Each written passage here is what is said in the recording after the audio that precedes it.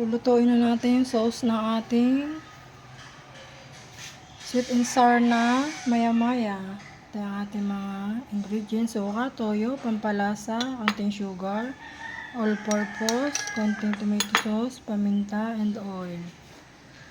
Okay po. Lutuin na natin. Yan, lagyan na natin. Gigisa tayo ng kaunting mantika.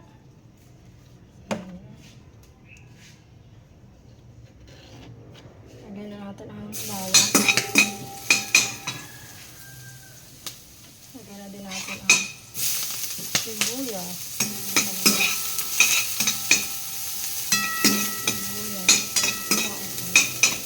And then, lagyan na natin itong mga gulay natin. Ating carrots.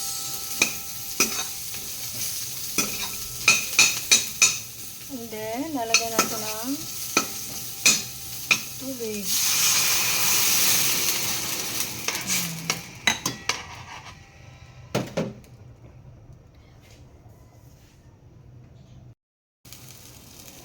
Yan, nabulak na. Lagyan na natin itong ating lagyan natin ng suka.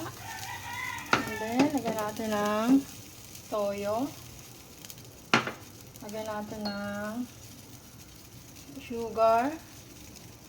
Lagyan na natin itong ating tomato sauce. And then, lagyan natin ng pampalasa. And then, paminta. Ating paminta. And then, nilagay na natin itong ating mga bell pepper. Ayan, ating bell pepper.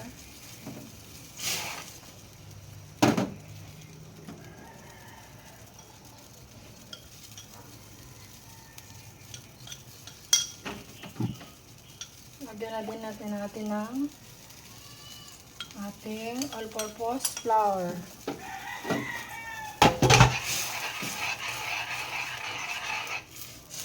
Halo-halo lang natin ito. Nasa lumapo.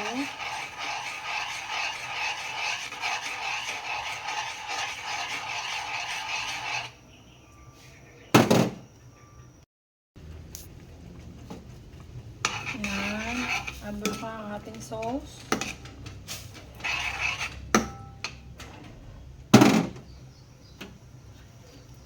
Lagyan natin itong onion. White onions.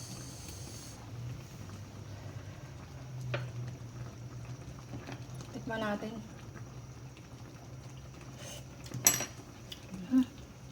Ayos na.